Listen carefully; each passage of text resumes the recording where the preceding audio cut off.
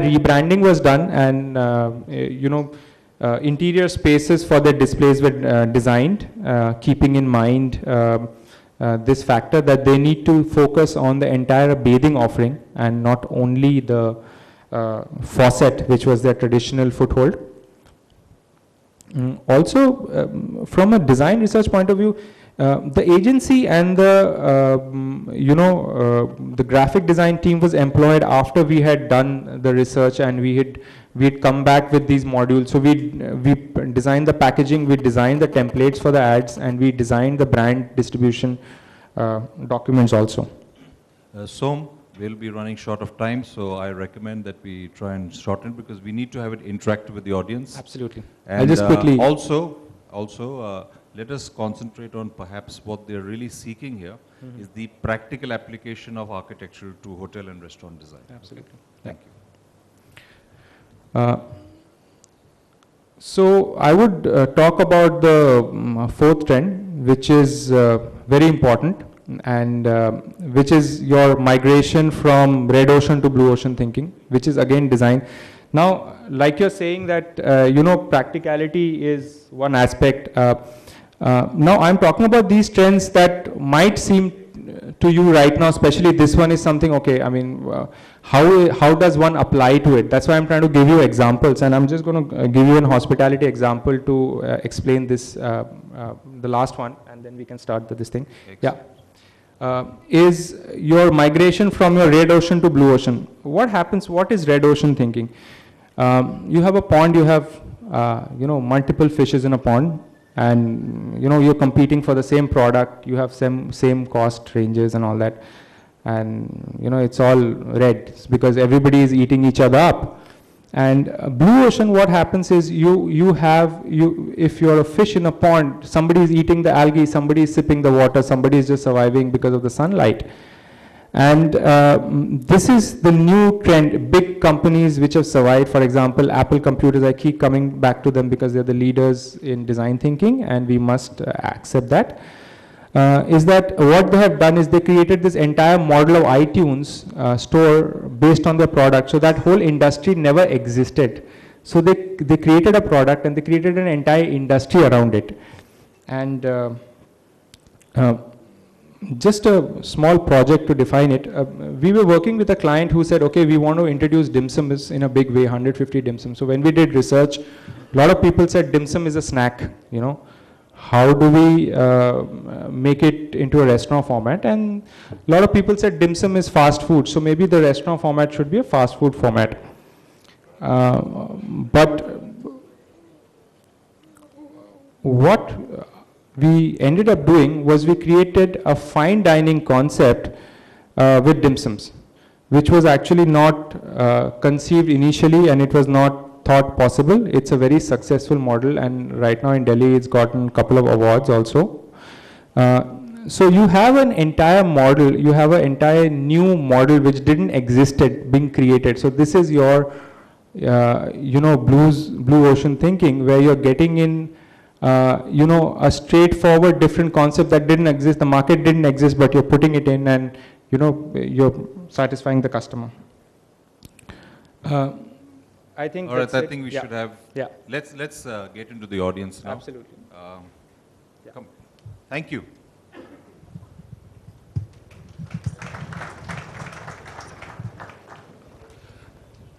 Actually, with your permission, what I would like to do is first apologize that I'm not an architect. Having said that, I've built many hotels in my life. So let me try and give you an example of some of the experiences I had recently. I'm doing a project right now in Mumbai at the airport. And if the audience continues to be receptive, let me tell you the few fundamental issues I believe that you really should look at as an investor, as a hotelier, from your design. Fundamentally, we say, one, get an architect that you can get along with. It's very important that he's able to echo your design philosophy in whatever you're designing, be it a 1-star, be it a restaurant, be it a 5-star. He should be able to take, he or she, pardon the gender bias, he should be able to take it to the end solution what you seek. It is critical.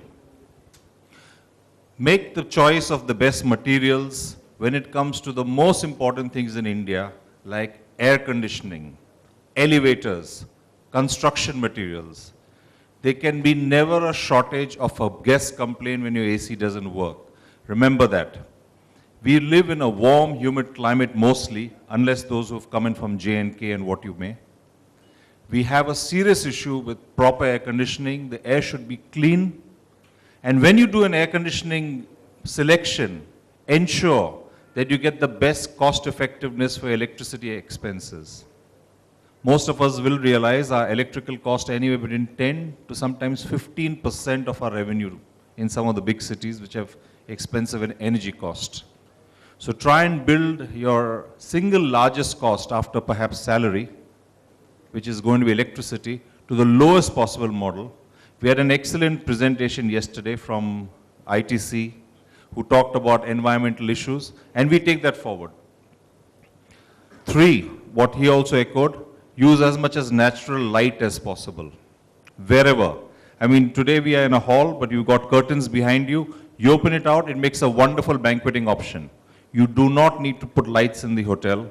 You have the option of using natural lighting, cuts down your cost for energy in terms of daytime, but in the evening, you have the option of giving some kind of view from your properties.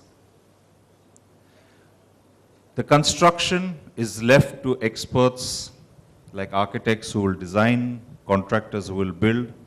On my left, I have Imtiaz, and I'll give this to him before I'd like to engage a little bit of interactivity. Get into the concept of a very good designer for your kitchens. My own experience, we have a building that is a 13 or a 14-story building. We have a serious issue with fire brigade. I'm sure many of you must experience the same.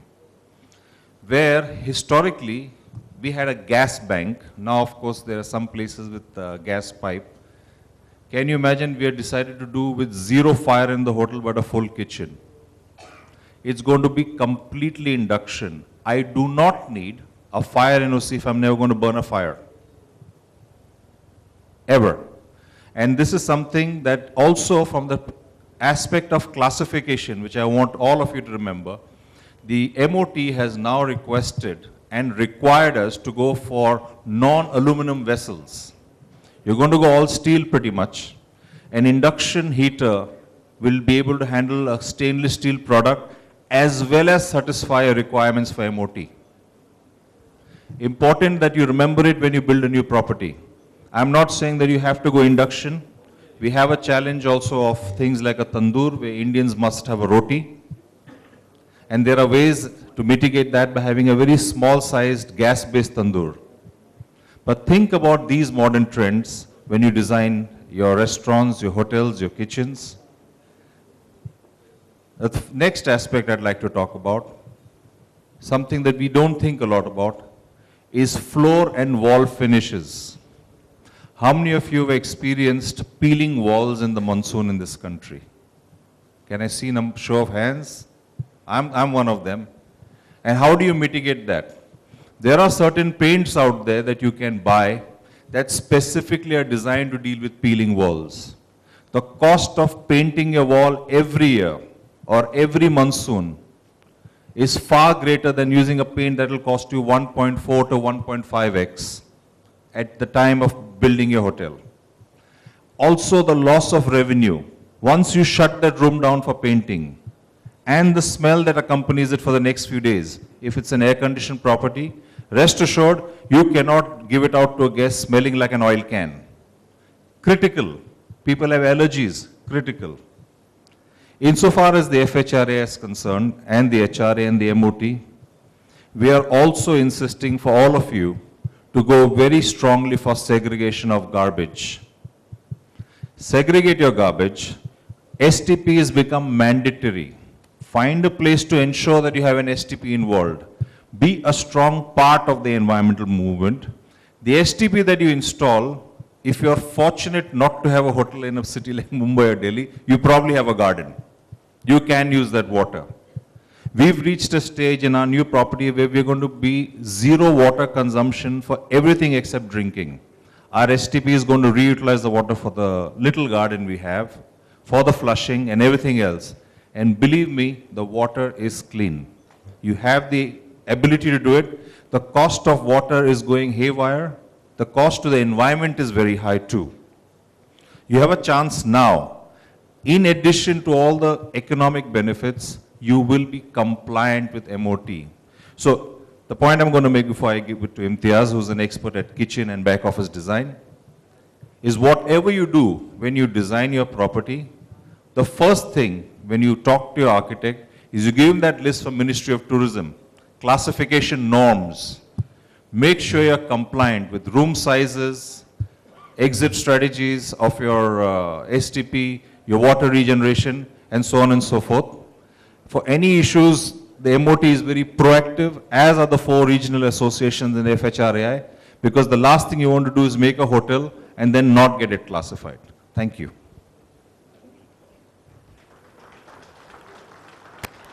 Since I've been dragged onto stage because of Vijay, I'll just give a small introduction to myself. My name is Imtiaz Mistry. I have a consultancy firm by the name of Mistry Associates, and we focus on facility planning for hotels, which means we basically design kitchens and all the back-end areas of the hotels. My focus is largely on hotels, though we do restaurants, hospital kitchens, and institutional kitchens as well. I'll just run through our planning process because I haven't got anything prepared. I mean, I've just been pulled on stage. Essentially, we work with a lot of operators and standalone hotels.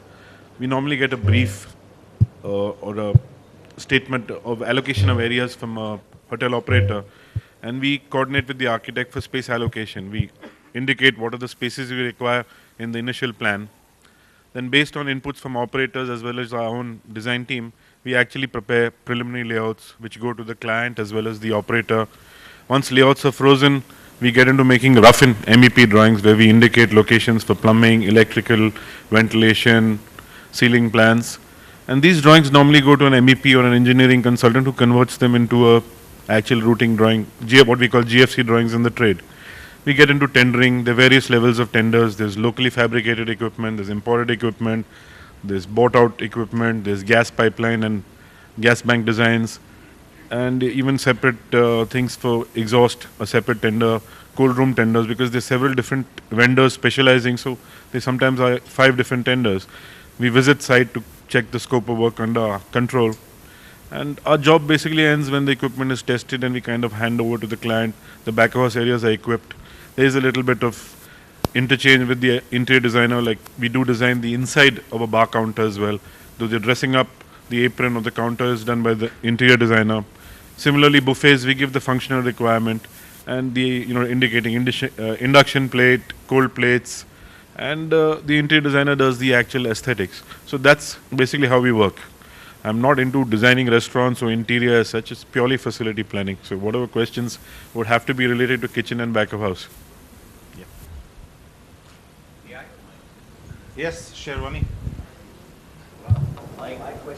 Please, I'd like it to be interactive as much as possible. Can I start with Saeed?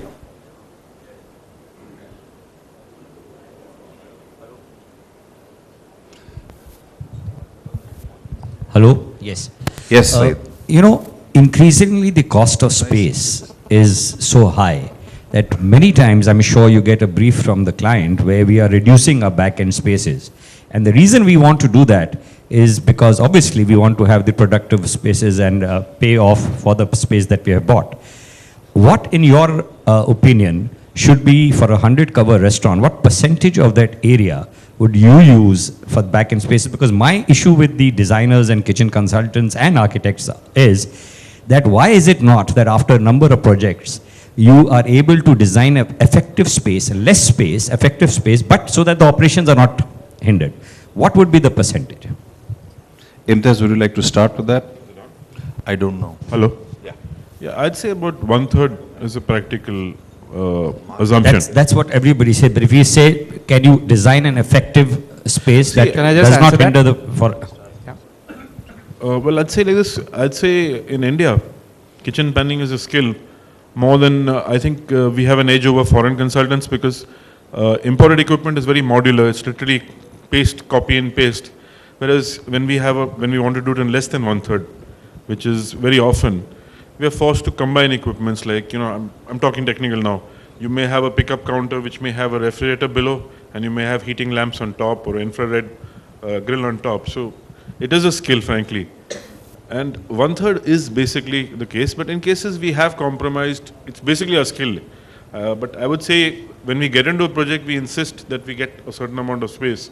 Then obviously the client, we have to, the client is our God after all, so we have to adjust to his requirements.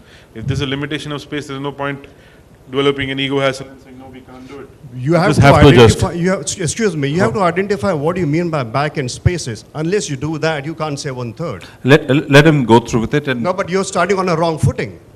You got to tell me what is. Can I just answer that? all right, go ahead. I need to Let Som understand. respond I'll to just that. answer Starting this. midway. See, I think, I really believe that you guys are all technical experts, and we also deal with technical things a lot. And I think what I was trying to make, by my presentation is that sometimes technical constraints are self-created, and one needs to understand that. In a project that we were doing, exactly your sort of brief 120 covers, we had the same problem where we had to fit in a lot of equipment in a small space. Typically, you can look at 20 to 25% to 30% as kitchen, but the spaces were such that it had a lot of columns.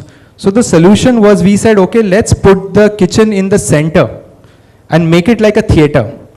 So the the main chef becomes the main performer of the entire process. So that kitchen entire concept was based on the fact that there is no definition of the inside and the outside. And from 20 to 30% was inside, and you could see from outside what is happening inside. So the feeling of space was quite big any which ways. No, you still haven't answered my question. You say 120 seats. Now you're still presuming 120 seats for what? Belpuri House? Or a fine dine? You are not being specific. If you talk of creativity, tell me where do you come from? Otherwise, you're giving me half. No, the let me answer. put it this way, sir. Every restaurant has its own design philosophy. I accept a fast food place, the space utility is likely to be a lot different from that of a fine dine or from a resto bar, and therefore even a discotheque. What they're saying here is essentially the thumb rule is between 25 to 30% of the space. It's not enough. We have Okay. 7 restaurants. I have a college. We have designed a college. We have centralized kitchen, which we design ourselves. It's not true. You have an audience of 300 sitting here. I think you're giving wrong messages. It's not enough, excuse me. I've been a chef in the past. I've studied culinary from UK. So you're wrong on that count. Can I say this, or I'm not allowed to? No, no, you're allowed to say it, and more so next time we want you Because on I this side think- of the I think discussion. I will be too glad to be there because I will come from the origin of the subject, and I don't go halfway through. So, Sunit, here's someone that really can take it further next time for us. Go ahead, Sudhir. What it should be. Give us a number that you think it ought to be. Look, if it is a full-fledged, full-size restaurant, you got to be specifying what do you mean by backspace. You're talking about employee area, you're talking about dining for employee, you're talking about the kitchen, you're talking about the receiving area, you're talking about storage. It's a huge space you require, and you will not believe. But if you want to have a real good restaurant where operationally it is really no problem area, then it is 3/4 or 70% backup and 30% service. Okay, so there is a point of view. I may not agree with it. I really don't want to get into argument, Saeed. Having said that, let me illustrate another example. We've built another restaurant, bunch of restaurants with a central kitchen where the kitchen is merely a reheating space, not occupying more than 10%. Please understand, gentlemen, there is something else that has come to this country, and I would like to digress, called FSSAI. For those who know what it means, you are not obliged to have a kitchen in your restaurant. If you have a good source that you feel reflects the quality and the quantity and etc. of the food, where you need to only reheat, please believe me, 10% is overdoing it. Okay, having said that, Sudhir, please. Bharat, in fact, on the subject of FSSAI, I want to ask Imtiaz, now what impact, I know this is a big question, so if you can just briefly touch upon some of the issues of FSI, the impact of SSAI on kitchen design. Some of the elements that we need to now relook at because of the new law that's come. Sudhir, actually FSSAI AI is like a subset of HASP, if you really go to see. So it's not something that's come out of the blue. Even in places like Dubai, just to give an example, the municipality, when you open a restaurant, the municipality actually visits and for the first time gives you guidelines, simple things like raw food to be separated from cooked food, processed food, keeping poultry away from fish. So what's happening is basically it's a subset of HASP. So what happens is there's certain aspects like refrigeration. The entire planning has to be done a little carefully. You have to make proper arrangements for refrigeration, for defrosting, for thawing food. You have separate things. So basically those principles need to be kept in mind. But it's not some rocket science. These are the basic principles that I as a consultant would automatically put into the plan, Like you're planning. If You have a structured kitchen, well defined in terms of your adulteration, non-adulteration, mixing of veg and non-veg and so on and so forth. I think this is basic logic that we've not been following, let's be honest, and we are going to follow now. And that's all. I don't think there's any, I agree with him, there's nothing new coming out of SA. But what I would like to bring, which he may not say, you now have the option to buy food either from a central kitchen or a food factory, for lack of a better term, that is compliant with FSSAI, A, with a sense of confidence of hygiene quality, but B, by bringing down substantially